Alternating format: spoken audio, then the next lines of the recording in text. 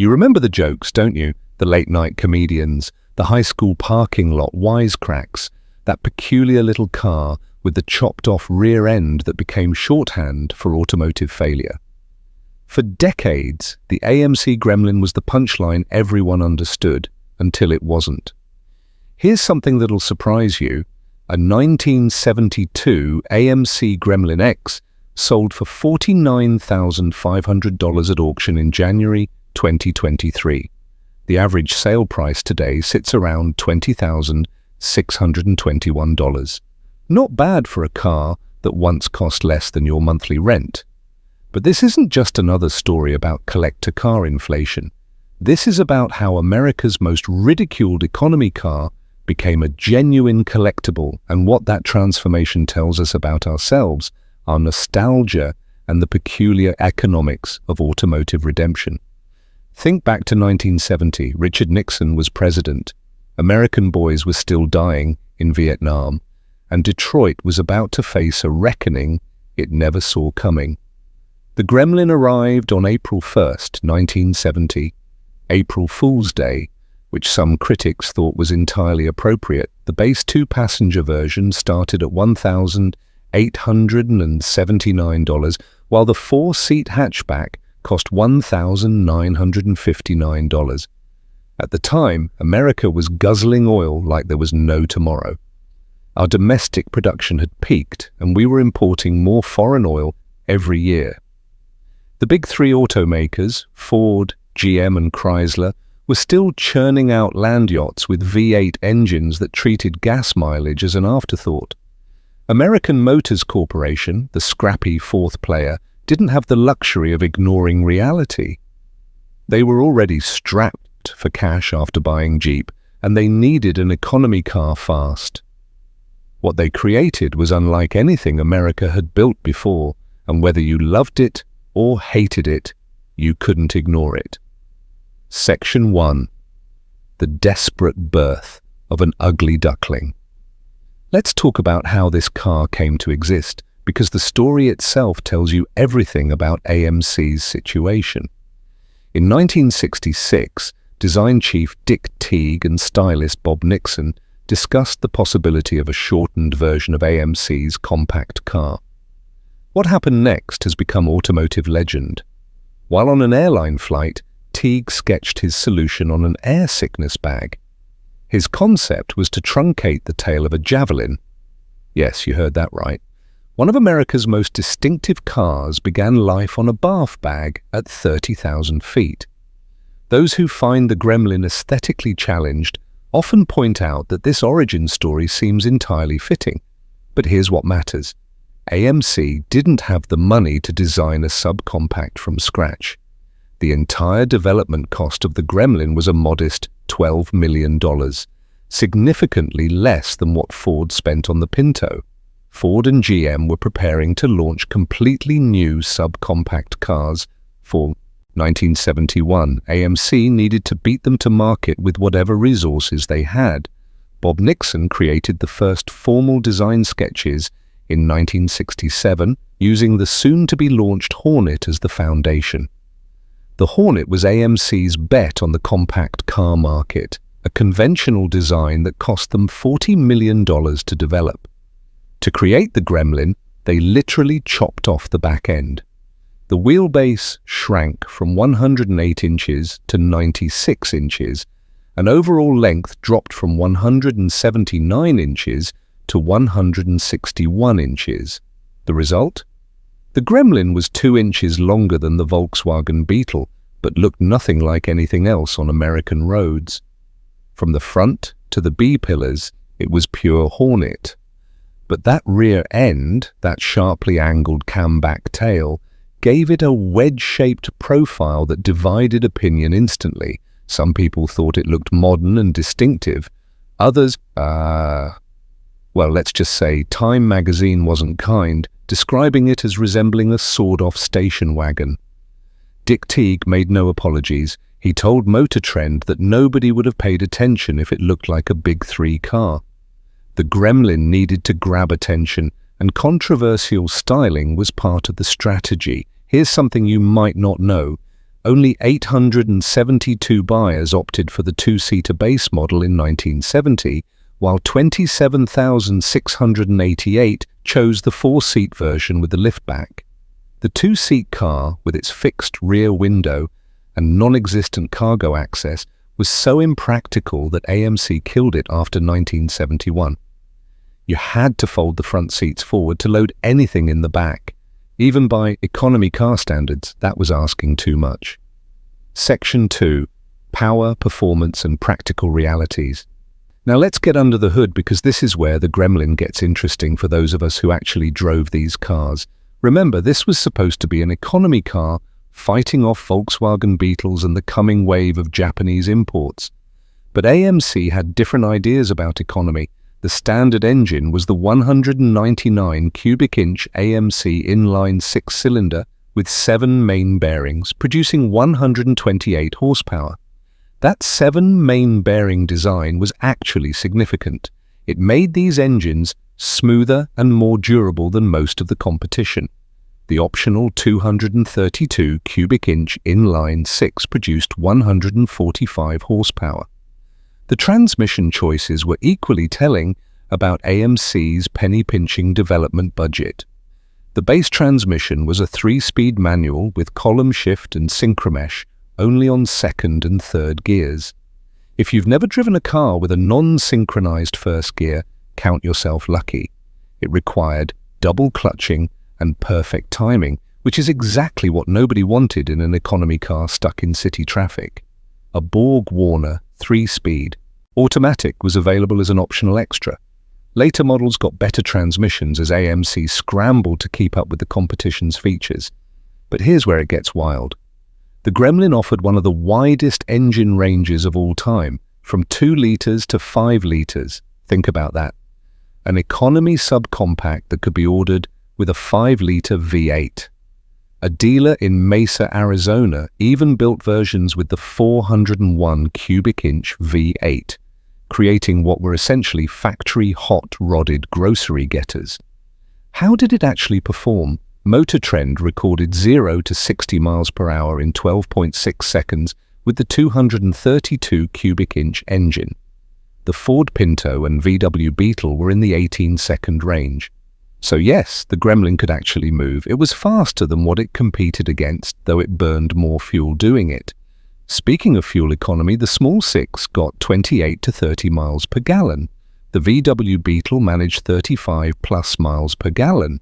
Not terrible for the Gremlin, but not world-beating either, and that's the pattern we see repeatedly. The Gremlin was good enough, but rarely best in class at anything. What it did have was that 21-gallon fuel tank, which gave real-world drivers what they actually wanted, 500 miles or more between fill-ups. During the gas crisis, when you might wait 2 hours in line for fuel, range mattered more than the last few miles per gallon. Section 3. America's Economy Car Moment. To understand why the Gremlin succeeded despite its quirks, you need to understand what was happening to America in the early 1970s. This wasn't just about cars, it was about the end of an era. By 1969, American domestic oil production was peaking and could not keep pace with increasing demand from vehicles. The US was importing 350 million barrels per year by the late 1950s, mostly from Venezuela and Canada. We thought we were insulated from Middle Eastern politics. We were wrong. When OPEC imposed its oil embargo in October 1973, the price of oil shot from $3 per barrel to $12 in just 3 frenzied months. Up to 20% of the country's gas stations had no fuel during the crisis. In some places, drivers waited 2 to 3 hours to get gas. Think about what that meant if you were sitting in a full-size Chevy Impala or Ford LTD getting 10 miles per gallon. Your transportation costs had just quadrupled. Your range anxiety was real. And every time you looked at that gas gauge, you were reminded that your automotive choices were costing you real money. The Gremlin arrived 5 months before the Ford Pinto and Chevrolet Vega. With AMC's thriftiest six-cylinder engine and base prices below $2,000, the import fighter initially sold well, over 26,000 in its abbreviated first season. But the real explosion came after the oil crisis hit. In 1971, AMC sold 53,480 Gremlins. 3 years later, the total had climbed to 131,905. People weren't just buying economy cars, they were fleeing from their gas guzzlers. The energy crisis was a huge blow to the American automotive industry, which had for decades turned out bigger and bigger cars and would now be outpaced by Japanese manufacturers producing smaller and more fuel-efficient models. The malaise era had begun, and the Gremlin found itself in the right place at the right time. Section 4. Living with the Gremlin. Here's where we separate the myths from the reality. If you talk to people who actually owned and drove Gremlins during the 70s and 80s, you hear remarkably consistent stories, and they're not what the jokes would have you believe. The construction was solid. The Gremlin's body was heavier and stronger than its domestic or imported rivals. That AMC inline 6 with 7 main bearings, it was genuinely reliable. These cars didn't blow head gaskets like the Vega. They didn't rust out in 3 winters like early Vegas. They didn't have exploding gas tanks like some Pintos, but they had their quirks. The handling was nose-heavy. All that engine up front made the rear end light, which meant winter driving required skill and sandbags in the back. The cargo area was awkward despite the hatchback styling. And that rear seat?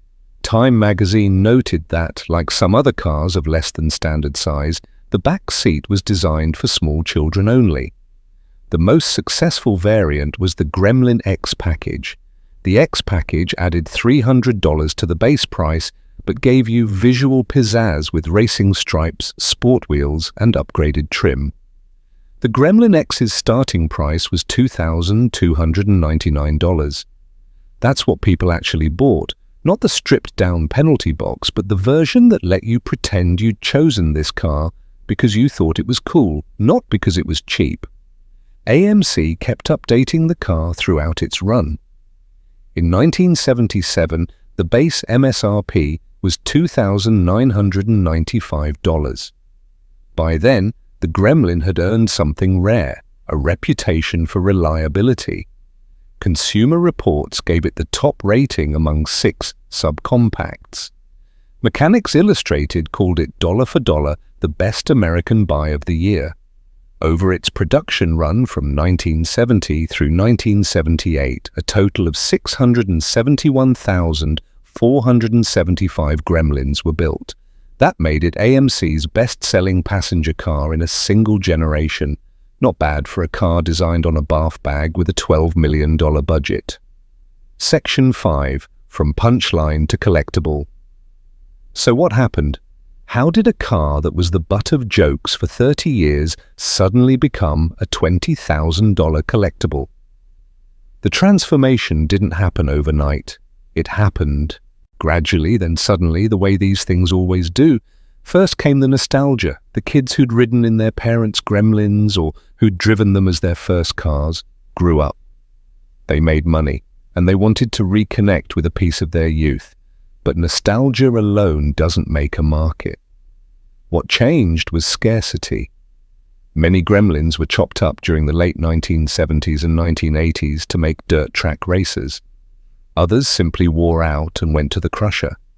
Finding parts became difficult because AMC itself disappeared, absorbed by Chrysler, in 1987. AMC Gremlins have gone from endangered species to virtually extinct in the past few years, according to Haggerty. When something becomes rare, collectors start paying attention. And when collectors pay attention, prices move. In the last 4 years, Gremlins got kind of pricey, with enthusiasts bemoaning how 5-figure prices have become the new normal. The days of buying a decent Gremlin for a few $1,000s are gone. The lowest recorded sale price was $2,750 for a 1971 AMC Gremlin in October 2021. Even rough examples now command real money.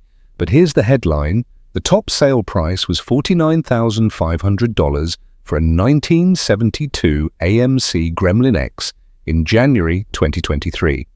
That car had 39,000 original miles and was exceptionally well preserved. Another 1972 Gremlin X sold for $40,700 at Mecum in August 2025, with just 13,555 original miles. Today's average sale price sits at $20,621 for a genuinely nice Gremlin X with the V8 option and reasonable mileage. You're looking at the high teens to low 20s.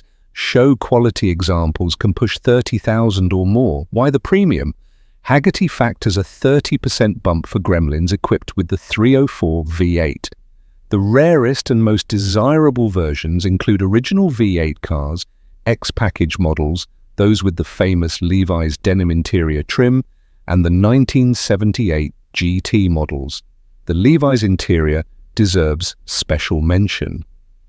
In 1973 and 74, AMC offered genuine Levi's denim upholstery with copper-colored stitching, metal rivets, and authentic Levi's tags.